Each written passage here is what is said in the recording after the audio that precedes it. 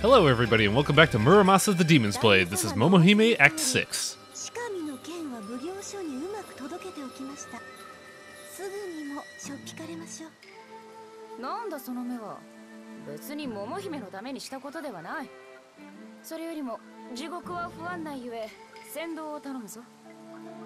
You read that right, today we're going to hell.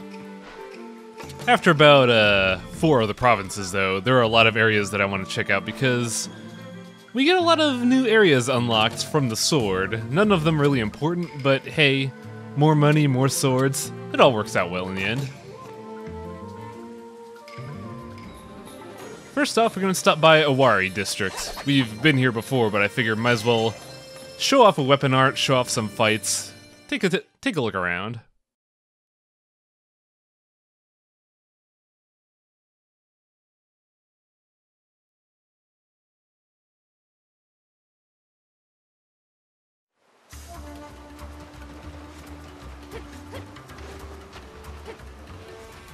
Now, I haven't shown it off before, but I'm keeping this fight in because I wanted to show off the weapon skills Skull, because I don't think I showed that off last time.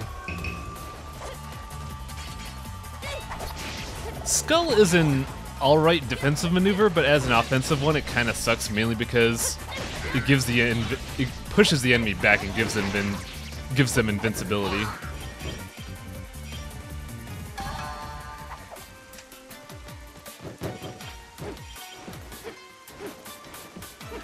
Yeah, I've been meaning to get a lot more souls lately because I've been really slacking on that and I'm missing out on a lot of swords that I could be getting earlier. Now over here we have a hot spring which actually has something, but we also have the challenge mission with the plague spirit, pestilence spirit, her. I kind of do this off screen because we've already seen it in the LP, but as for the hot spring, guess who's back?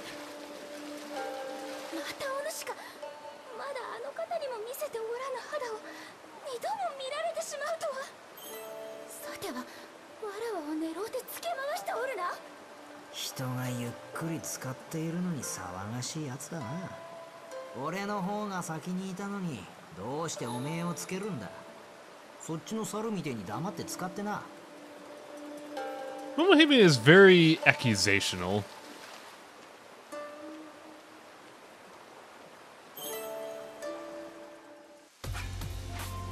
As for the challenge mission, I go ahead and do it. It's a pretty simple fight, especially with how over-leveled Momohime is, and she gets the same reward, it's the life leech accessory. Yep, Cypress Rosary. And I kinda rest again because I broke my sword in that fight again. If you don't want to deal with the hot spring, you could just pick it up and leave. You don't really need to do any of that. I just do it because curiosity and completionist. Meanwhile, all the way out here, we're going to stop by Mikawa. I believe Mikawa is a district that we've been to before. Though I can't seem to find the item here. There we go. Inferno Amulet, completely nullified by the fact that we got the Salamander robe.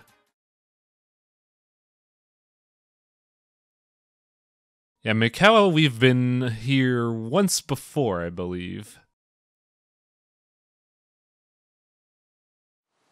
Oh! I guess Momohime hasn't been here before. Persimmon is a new healing item. It's a better healing item, except it's consumable and costs money.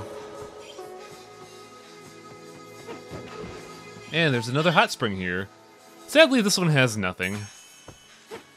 If you haven't realized it by now, all the hot springs are in set locations, but the event triggers happen in different ways.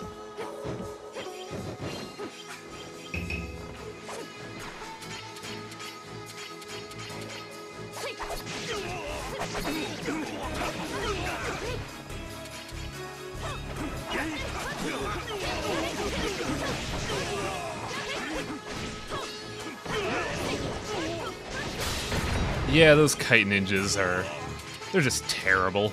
I don't like them at all.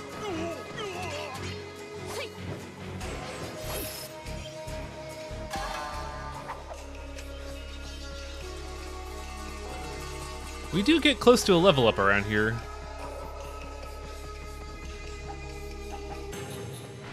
Though I mainly kept this part in for a secret mission that's really fucking hard.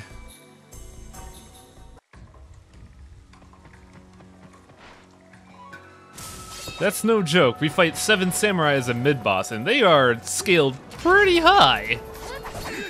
Also, for a bit of trivia, they all use Yukinoja's moveset. That's why I'm pretty much dead in one shot.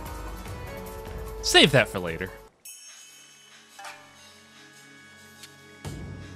I'd imagine if you're really good at the game, you could do that at the set level, but eh.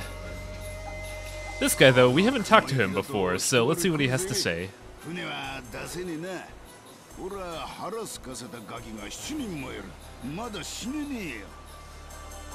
I am 99% sure he's the fisherman you talked to for a minigame, but for whatever reason, it is not unlocked right now. I think that might be a post-game thing, which would be kind of unfortunate. And now we're going to Totomi District. If that sounds familiar, we have been here before as well as Momohime, but for her we came through Suruga initially.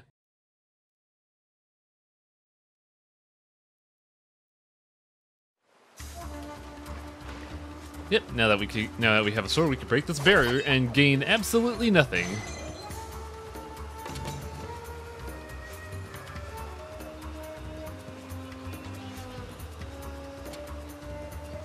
It's a good thing I didn't use any save points on the way there, because Bronze Mirror is great for travel if you know what you're doing.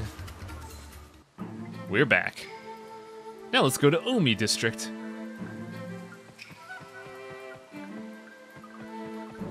Though I do keep a fight in because this is where we level up, actually. And I believe from this level up we get a new sword.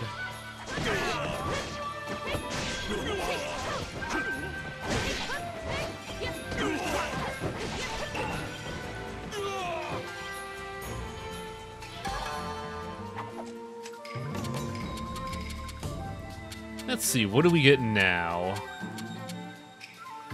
A little bit outside our pay range, unfortunately. We can't, even with any stat buffing items, we can't use the next sword until like 3 levels from now. But I do believe we could use the sword that we got from the Chimera, the Emperor of the Plains. So many damn swords. Gotta keep them in this basket or something. If only I had a bag of holding.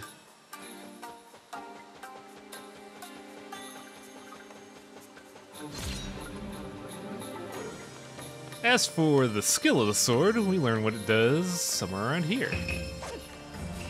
Emperor of the Plains comes with a new skill, Hell's Gate, which is a quick dash that is really fucking hard to hit with. An enemy cannot be knocked down or jumping. It has to have its feet on the ground for Hell's Gate to hit. Now, if done right, Hell's Gate could be a really good farming material, and in fact, is probably the contributing factor for me beating a challenge mission coming up soon. Still not great though, just because the hit detection's so flimsy.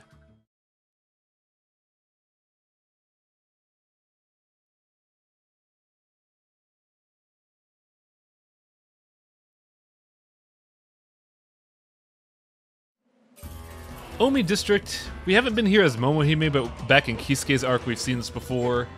Is mainly a bereft area, nothing really of interest out here. There's a hot spring or two, no real interesting items though.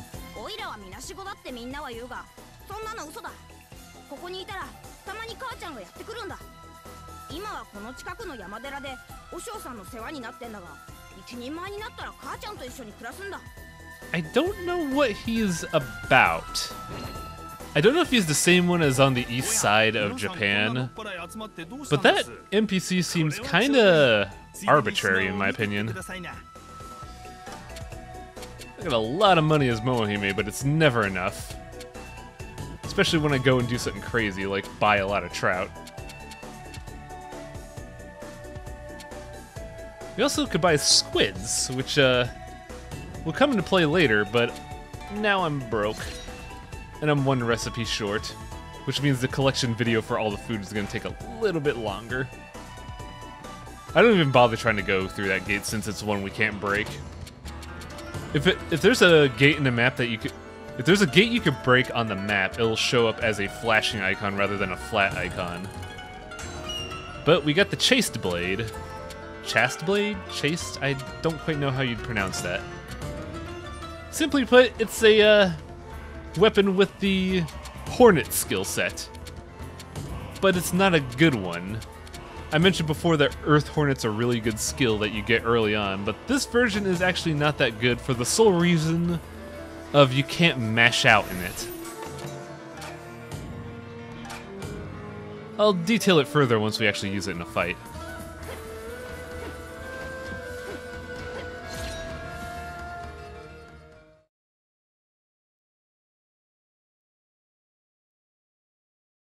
Now we are going to Yamashiro. If the name sounds familiar, this is where we were on Kisuke Act 2.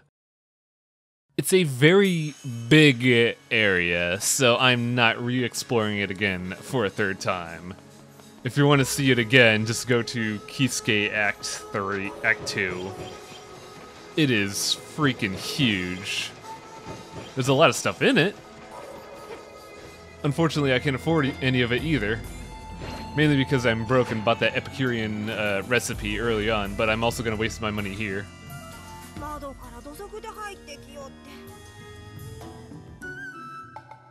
Man, I feel like a king, so first we're going to have some tuna sushi to warm ourselves up.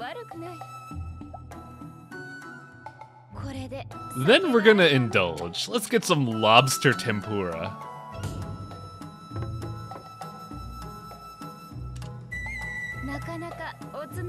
And you're not getting any soy sauce to dip it in? You're a barbarian, Jinkuro. What are you doing? Ugh. And we're broke. And I'm going to regret that decision in now.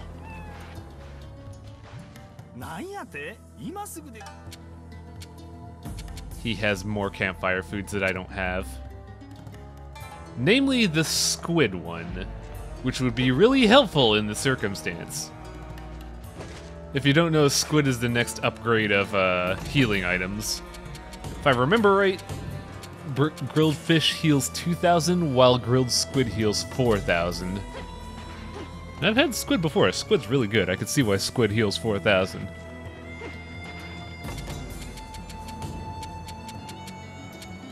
Though I do have enough for a new sword.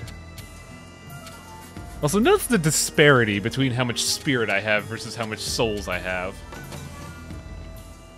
It's way easier to get spirit than souls. It's a little ridiculous. Now, for a mission that we actually haven't done before, but it's very similar to one early on for Momohime.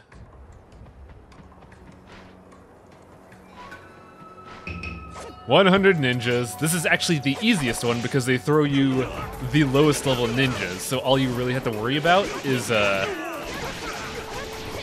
ninja stars. We also saw Shadow Wasp. It basically teleports us forward while leaving a wasp technique behind. And that's why it's bad, because it doesn't let you mash it out and gain infinite invincibility frames. But being 100 ninjas, let's just skip ahead to the final one. And as you saw there, the biggest threat of this specific mission is that whenever enemies drop in, they can pre-cook an attack. For ninjas, you'll just have a bunch of shurikens fly in on you. And if you don't, like, position yourself right, you will just have your blade broken and everything is awful.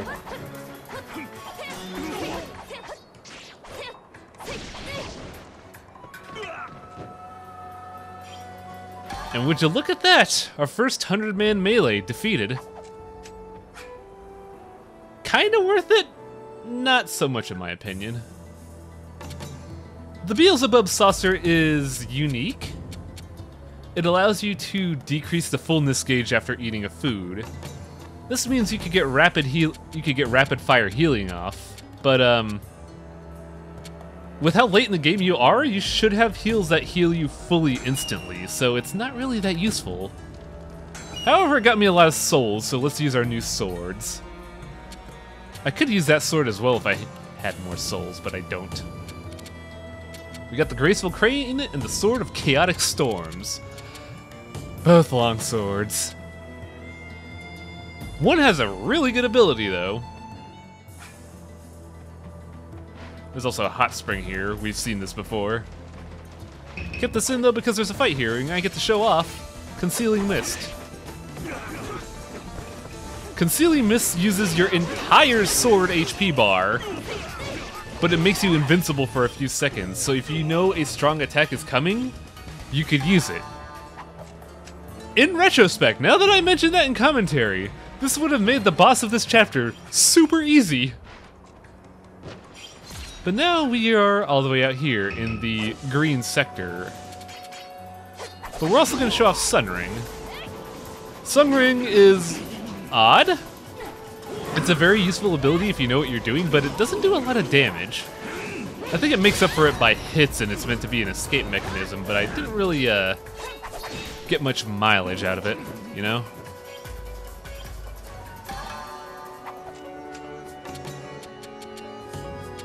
Let's put that sword away.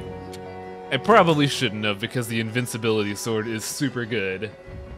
But I've made mistakes many a times, this being one of them.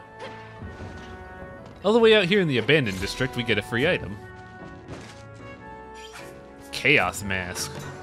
This is another one of the things that increases the overall levels of your strength and dexterity for strength and vitality for swords. You also get a little bit of Dead Man's Volley. I level up here and I believe I get enough souls for that other sword that we picked up. So let's play tennis. A lot of people offered advice for the Dead Man's Volley game. And while it's good advice, I never have problems with it. I just want to know how to not get hit, because it's hard to predict when the ghost does that charge attack.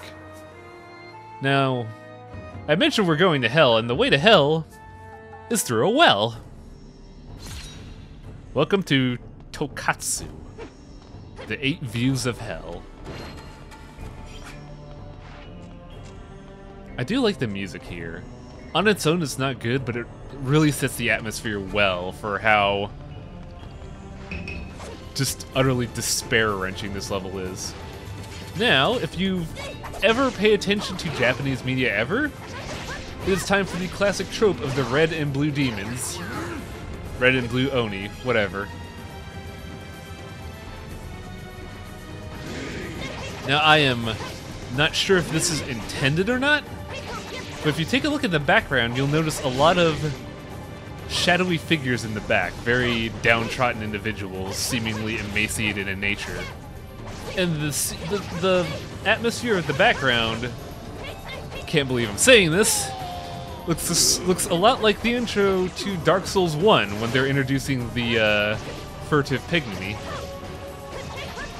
I don't know if this is intended, mainly because Muramasa came before Dark Souls, but I'm wondering if that's a Japanese culture thing in general, because that's a weird connection between two IPs that I never knew existed until now.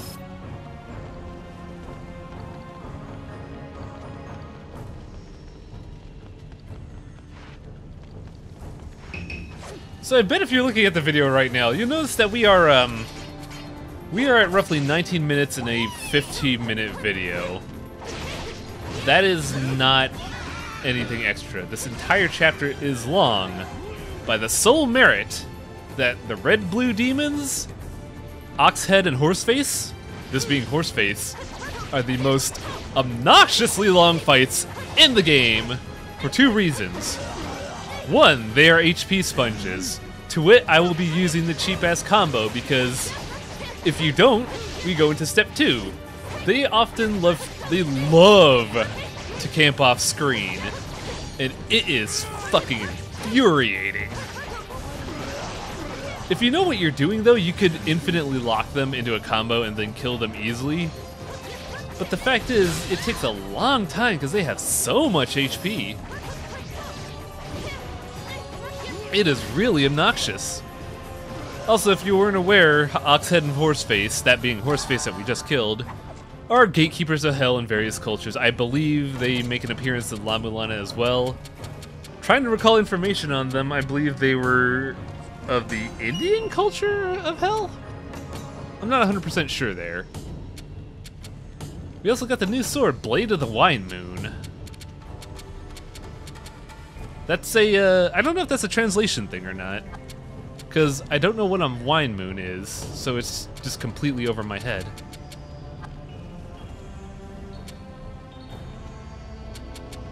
Murky Slash, though, pretty good ability.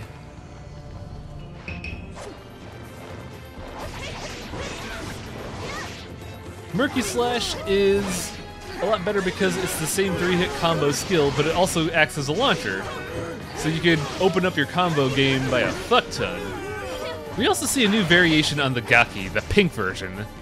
The pink versions are more focused on projectile attacks, and they're not as fucking insane as the black ones, luckily. So they're not really a big problem. That and Murky Slash just makes quick work of them.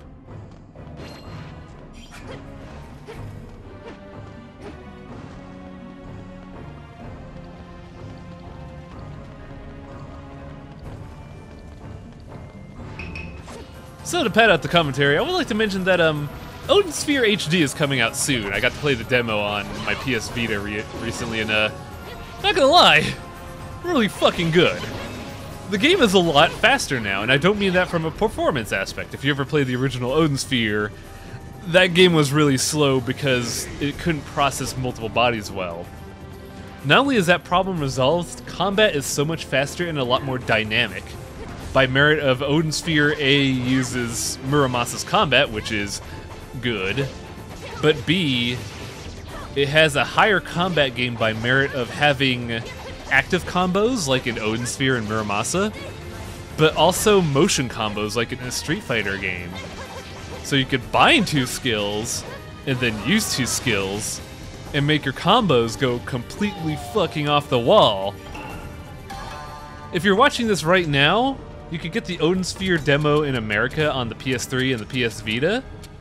If you want to see what I mean, try playing as either Oswald or Cornelius. Cornelius has a fucking insane air game, and Oswald's speed is maximum.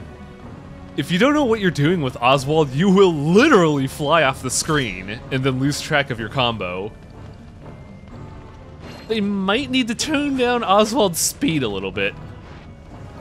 But yeah, on the note of Odin Sphere, it's coming out as of me recording this on, let's date the video here, June 4th.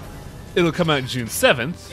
I will obviously be doing a stream, maybe a day 1 LP.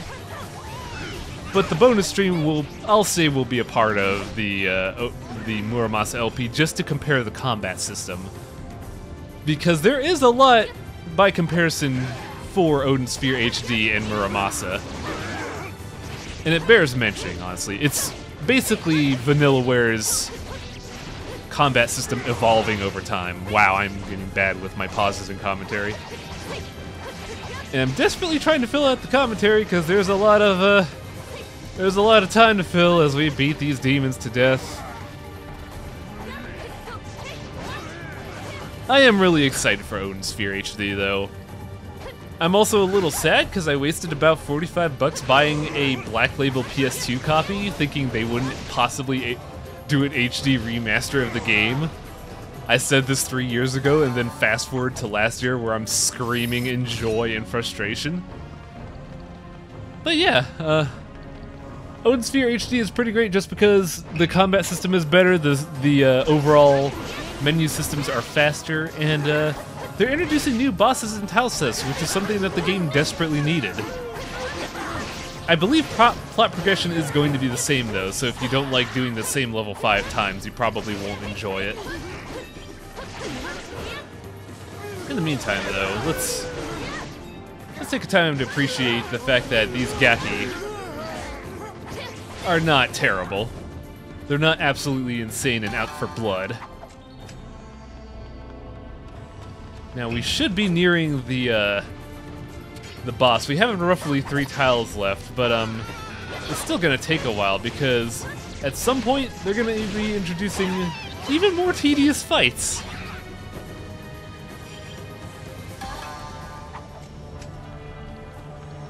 Now in these long tile sets, you actually have 2 fights to go through. Say hello to the Double Devil!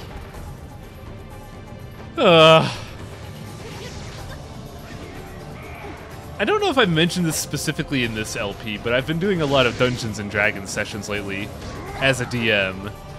And when I'm talking with other DMs on message boards, they make mention of action economy. Which, to summarize things up, action economy is difficulty by set of number of actions you could do per sequence. For example, let's take a look at this situation. Momohime has 1 active combo going for her at all times. Meanwhile, these demons get 1 attack per sequence, but there are 2 and they have invincibility frames. My action economy is therefore hindered because not only do I have less actions per cycle, they have an opportunity to interrupt me. This is offset by the ability that I could juggle them, as seen here, but still, action economy is a thing you gotta consider when balancing your games. I can say this safely because somebody has actually done this. Oh, hell, what's his name? The CEO of Platinum Games, I can't recall his name off the top of my head. His games, mainly Bayonetta, God Hand, not Devil May Cry, God Hand, Mad World. All of them are mass beat-em-ups with a lot of enemies. However, he offsets the issue of the action economy by having enemies that are not in the camera frame not act. And that is a good way to balance a beat-em-up game. Unfortunately, you can't do that here. Well, you could kind of do that. If an enemy flies off screen, you could just have them walk back on. But if you ever develop an action game in particular, be sure to consider the action economy. Because I'm going to tell y'all right now, being unable to act is the worst feeling in the world. And I say this after completing a indie game called Hand of Fate, where the final boss is a boss rush of 12 bosses, but you don't fight them one at a time. You fight them 3v1. And when you try to attack one, the moment you attack one, 2 other bosses attack. So the final boss basically devolved into poking once or twice and then running away. As much as I liked Hand of Fate, they did not balance the final boss well. By the way, as I mentioned before, Oxhead and Horseface are the Guardians of Hell. And while I don't like their enemy from play data wise, I do like the fact that you actually fight Oxhead and Horseface 2-on-1 as a sort of mini-boss. That's very cheeky. Too bad Oxhead had the shit beat out of him.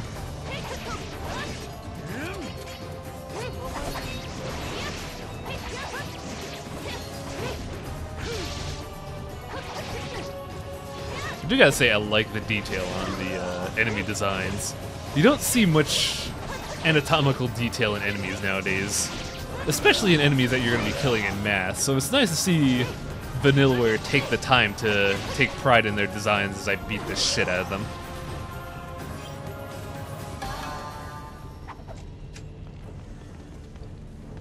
And after many long minutes of talking about enemy design and future games, we're finally at the boss. So let's get prepared. I have a lot of souls. Let's get some new souls. Oh, I don't have any new swords, do I? Crap.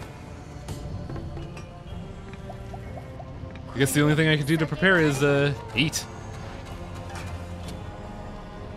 Now, I mentioned way back in, I believe, Momohime Act 3 or 4 that there is a sequence where Momohime actually evolves as a character in a way. It's here.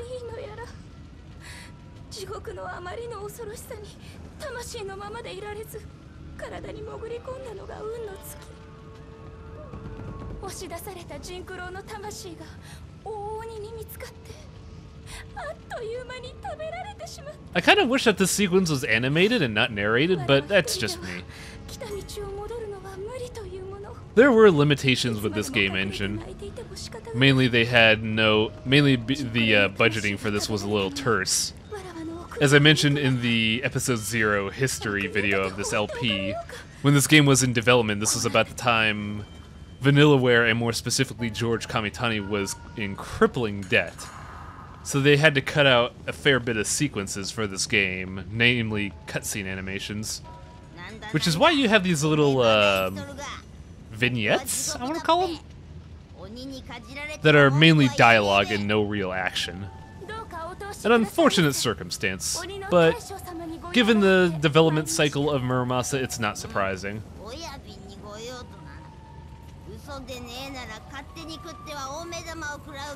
So I know these little demon dudes are supposed to be tormentors and punish the wicked in hell. Excuse me. Excuse me. But I can't help but think that these imps are just little kids. Especially the blue one with his dumb haircut. They just look like children, and I can't take them threatening.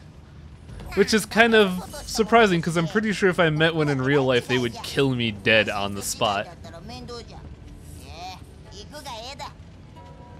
So if you want to see hilarious anatomical design, say hi to the boss demon. His muscles look hilarious. I don't know if this is the original design from old Japanese paintings and such, but the stomach just looks weird compared to the everything else, honestly. Now here's what I mean when I say Momohime becomes an actual clever character.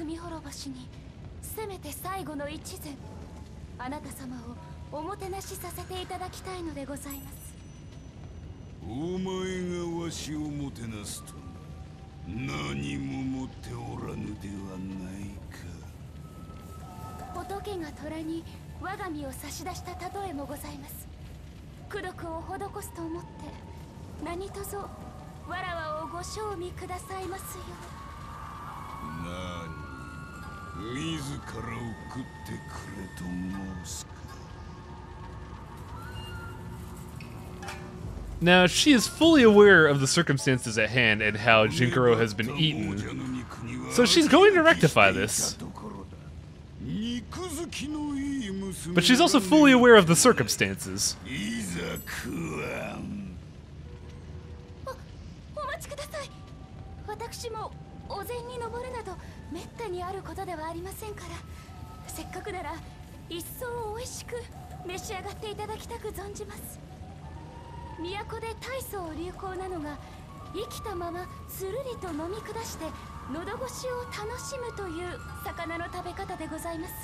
Very clever, Momohime. Kind of an asspull that the demon believes this, but what can you do?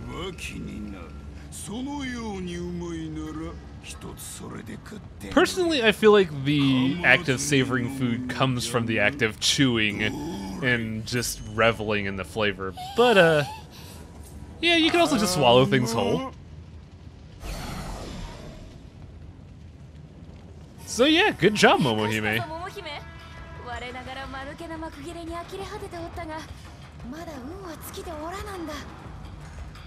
And now one of the more interesting boss fights mechanically, in my opinion. We get to fight the boss demon. And the fight starts off in his stomach, which is kind of cool, and I want to say it's a callback to Yoshi's Island, but I sincerely doubt that. But yeah, for the first part of the HP bar, you fight inside his stomach. And then you get barfed out because, man, getting slashed inside the stomach kind of sucks. Now, for the most part, you start the fight outside of the demon's body where most of the damage is going to be done. His shoulders and his stomach act as a platform. But if you piss him off enough, he goes into a berserker rage mode and he does very unstoppable screen clearing attacks if you're in the way. The game tells you to hide behind these piles of rocks. They don't work that well. If he decides to attack, the rocks won't protect you. What they really should say is go run away. I think what the rocks are supposed to do is hide you so he could lose his to where he could regain his temper and not just go on full rage mode. And then you could go on and keep attacking. Now, if you've noticed as well, there are little spirits rebuilding the rocks. I forget what they're called, but I believe they're the same things as you see in... I believe it's Princess Mononoke? I don't remember which Ghibli film has it, but there were spirits that slowly rebuild nature, and I think that these are the same ones.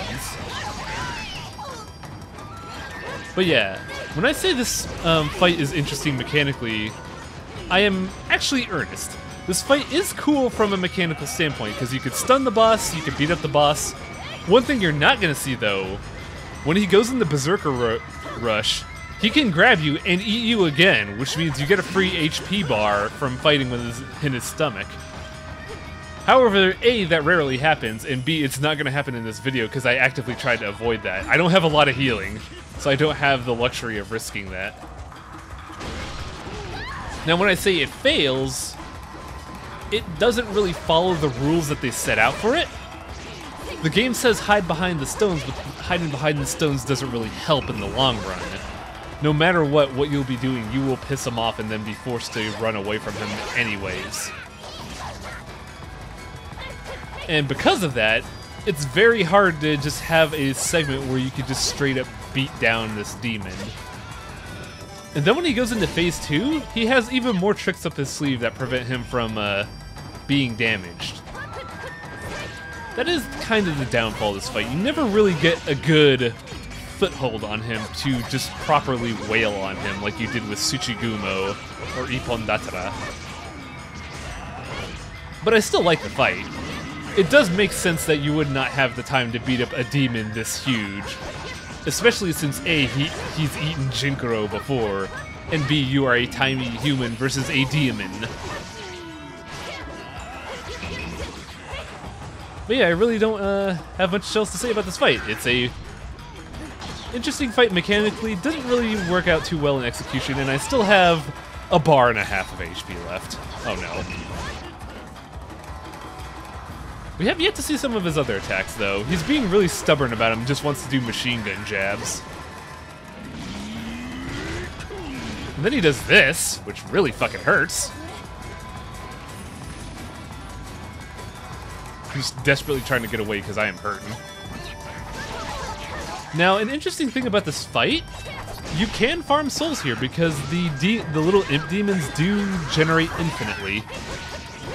I keep trying to get rid of them here because I thought that they eventually go away, but they don't. I think they're meant to exist just to flush you out of cover, which is smart.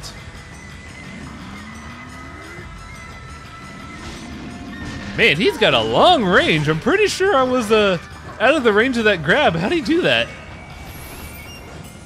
Now here's one of his other attacks. I get away from it because if you're anywhere in sight, the attack covers the entire screen. But it's basically him teleporting and doing a full screen punch.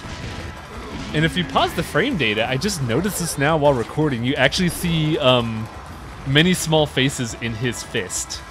It's like a split-second frame in the recording because that attack actually scares the shit out of me. But yeah, that's a very small detail that I never noticed until now. That is nuts. Why did I use that skill attack?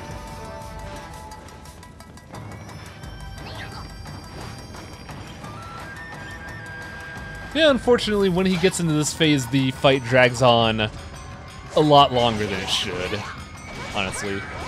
It's not so much as a phase thing, so much as, once again, an action economy thing. This guy's attacks are designed to make you stop attacking and run away, which prolongs the fight to way longer than it needs to be.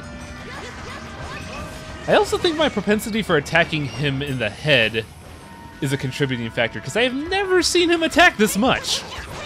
He's always been kind of a benign monster. I think attacking him from the stomach is a better option because it gives you more surface area to attack at, and he probably won't notice you as much.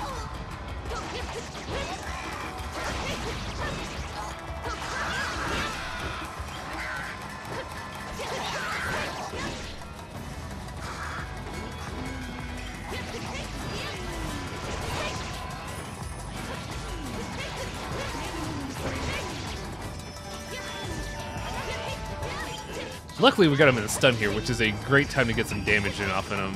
But the moment he recovers, he's already pissed. And god damn it, I can't get away. This is awful.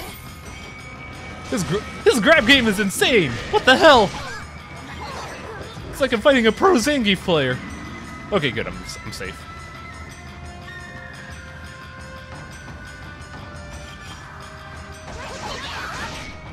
I believe by this point you're gonna get a lot of money and souls to operate with afterwards. So it's a great way to get back and get more swords that you may have missed.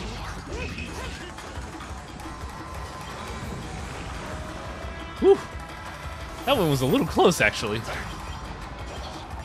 And also by this point I've run out of trout.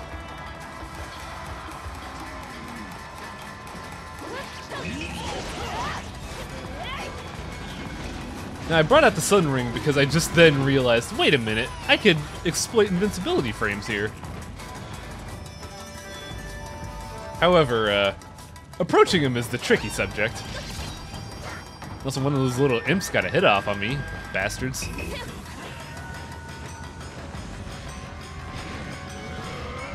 I do enjoy the fact that there is, that the boss actually attacks his minions. One thing I hear a lot about in terms of game discussion is that a lot of people are sad that you don't see enemies attack each other in video games. The last time you ever actually saw this was in Doom. And it's a little nice to see this in this beat 'em up. Mainly because it's a great metaphor of higher-ups beating on the little, smaller workers. And in Hell, this is going to be a common occurrence because it's Hell. Who gives a shit about the little dudes in Hell? Here, though, I actually get a good opportunity to get some hits in. Murky Slash is really good at doing damage. And the boss demon is finally down. That took forever. We also got the God of Gluttony Experience Award. That is for how much I've eaten during the fight.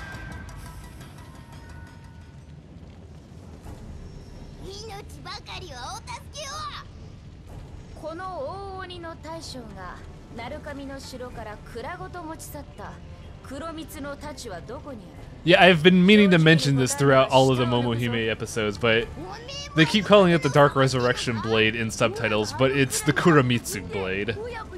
Honestly, that's better just by merit of it's quicker to say.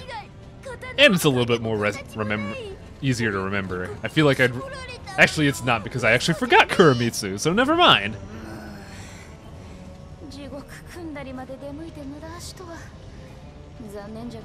And yes, if you've ever played other games from Japan or with a Japanese theme, King Enma is the king of hell. And if he saw us, we would probably die 1,000 deaths. Now, let's meet a couple goblins. Well, not goblins, zombies. I like this guy's dialogue because he treats us like a prisoner. It's kind of funny.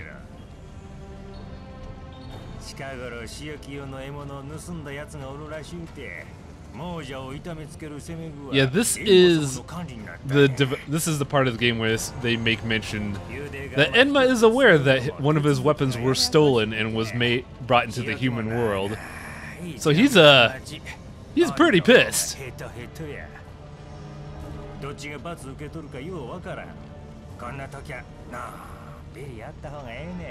We entered Hell in a really good time for humans such as us, because Enma's not focused on killing us so much as punishing his cohorts. Now this NPC is pretty hilarious to me.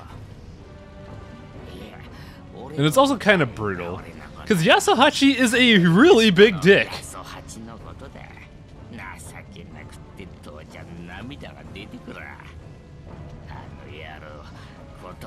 Yasuhachi skipped his dad's funeral to go on adventures, and because of that, his dad went to hell. I don't know why that's a thing in religion, but that just happened. So that's another mark on Yasuhachi being the biggest asshole in this game.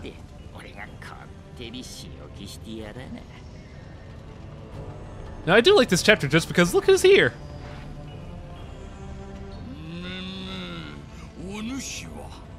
The corrupt magistrate that took over the Kagami clan is dead, and he's in hell.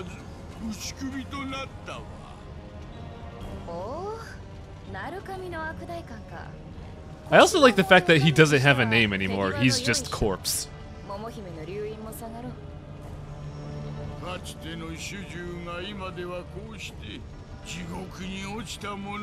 It's also kind of weird that everybody assumes that because we're in hell, we're dead. I mean, that kind of makes sense. Who the fuck willingly goes to hell? But still.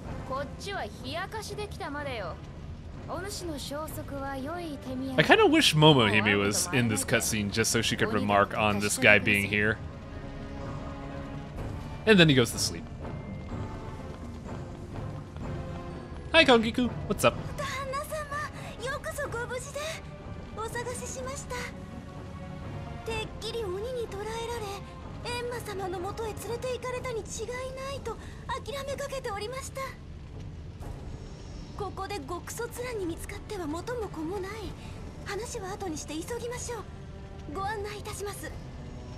So let's take a summarize checklist on the Kuromitsu blade.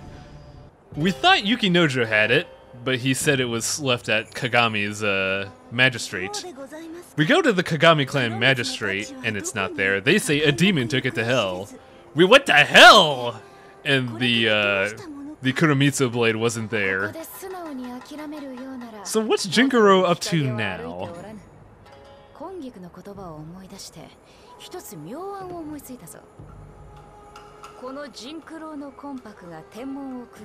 So after we've gone and fought spirits, demons, and devils, Jinkuro wants to go to heaven now and sneak in.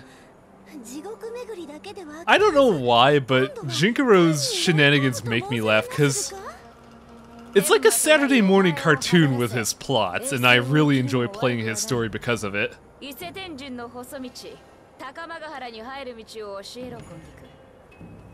So yeah, next chapter, we're sneaking into heaven like it's a sealed off club.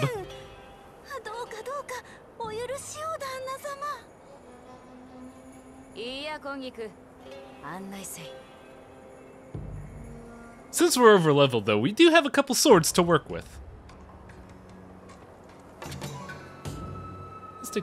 Let's head to a save point and take an itemized list of what I have access to.